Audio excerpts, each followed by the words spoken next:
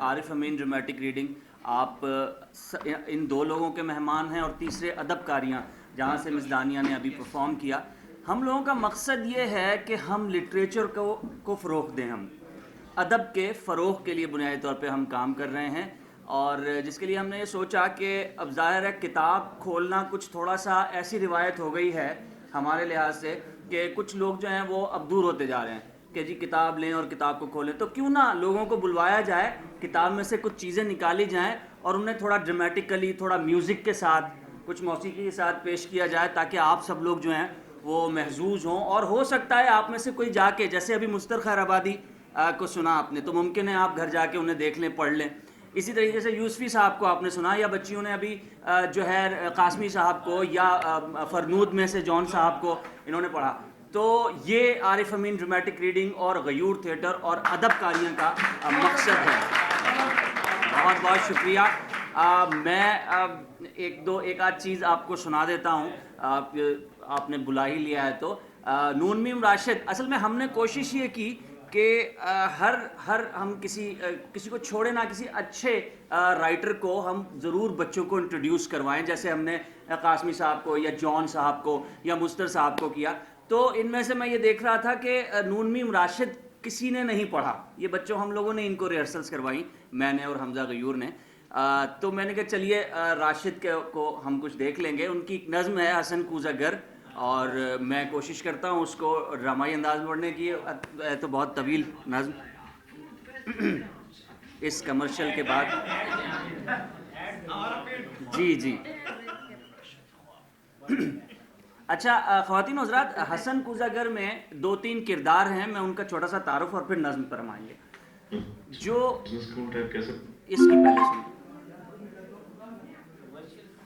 یہ بہت ضروری ہے، آپ کو پتہ ہے. ہاں پھر میں شروع ہو جاتا ہوں. اچھا، اس میں جو حسن کوزہ گر میں حسن جو ہے وہ تخلیق کار کا سمبل ہے ایک، اور کوزہ گری جو ہے اس کو تخلیق کے سمبل کے طور پہ لیا ہوا ہے. اور جو جہاں زاد ہے اس میں کیریکٹر ایک، وہ جو ہے وہ تکلیف کے راستے میں جو رکاوٹ ہو سکتی ہے وہاں آپ جہاں زاد کو فٹ کر سکتے ہیں. تو جہاں زاد ایک خاتون ہے جو کہ اس ہیرو کی تخلیق کی راستے میں رکاوٹ بن رہی ہے. تو وہ ہم دیکھتے ہیں نظم میں کیا کہہ رہے ہیں. جہاں زاد باہر گلی میں تیرے در کے آگے، یہ میں سوختہ سر حسن کوزہ گر ہوں. تجھے صبح بازار میں بوڑھے عطار یوسف کی دکان پر میں نے دیکھا، تو تیری نگاہوں میں وہ تابناکی تھی، میں جس کی حسرت میں 9 سال دیوانہ پھرتا رہا. جہاں زاد 9 سال دیوانہ پھرتا رہا. یہ وہ دور تھا جس میں میں نے کبھی اپنے رنجور کوزوں کی جانب پلٹ کر نہ دیکھا. وہ کوزے میرے دست و چابک کے پتلے، گل و رنگ و روغن کی مخلوق بیجا، وہ سرگوشیوں میں یہ کہتے حسن کوزہ گر اب کہاں ہے.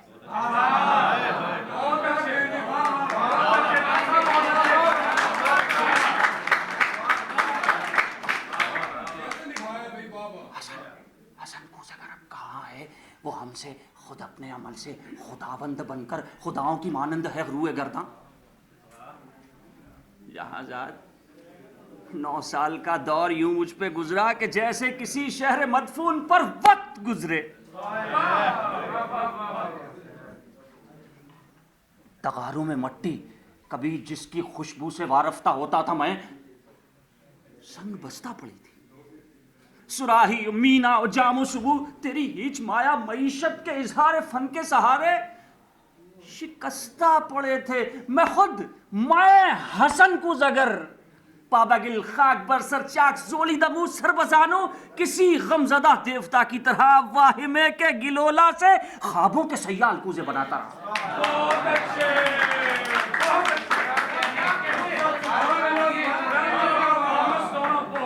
جہاں زاد خوابوں کے سیال کوزے بناتا رہا.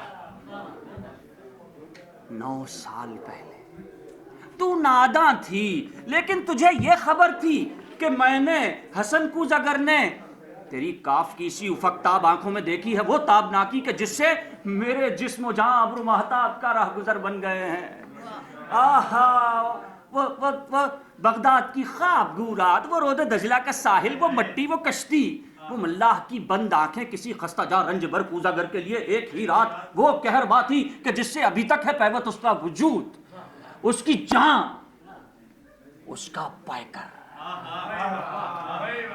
مگر ایک ہی رات کا دور، دریا کی وہ لہر نکلا حسن کوزہ گر جس میں ڈوبا تو ابھرا نہیں.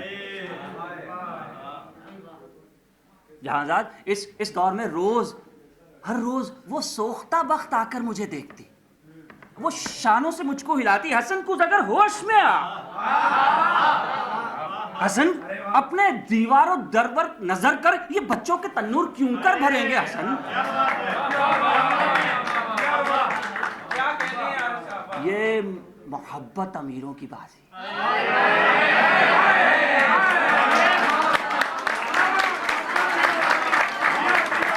حسن کوزہ گر ہوش میں آ، اپنے دیواروں در پر نظر کر، یہ بچوں کے تنور کیوں کر بھریں گے حسن؟ یہ محبت امیروں کی بازی. میرے کان میں یہ صدائے حزیں یوں تھی جیسے کسی ڈوبتے شخص کو زیر گرداب کوئی پکارے. اوہ یہ اشکوں کے انبار، کوزوں کے انبار تھے. ہاں مگر میں حسن کوزہ گر شہر اوہام کے ان خرابوں کا مجذوب تھا جس میں کوئی صدا، کوئی جنبش، کسی مرغ پرہ کا سایہ، کسی زندگی کا نشان تک نہیں تھا. جہانزاد آج تیری گلی میں یہاں رات کی سرد گو تیرگی میں تیرے در کے آگے کھڑا ہوں، میں سرد منہ پریشان.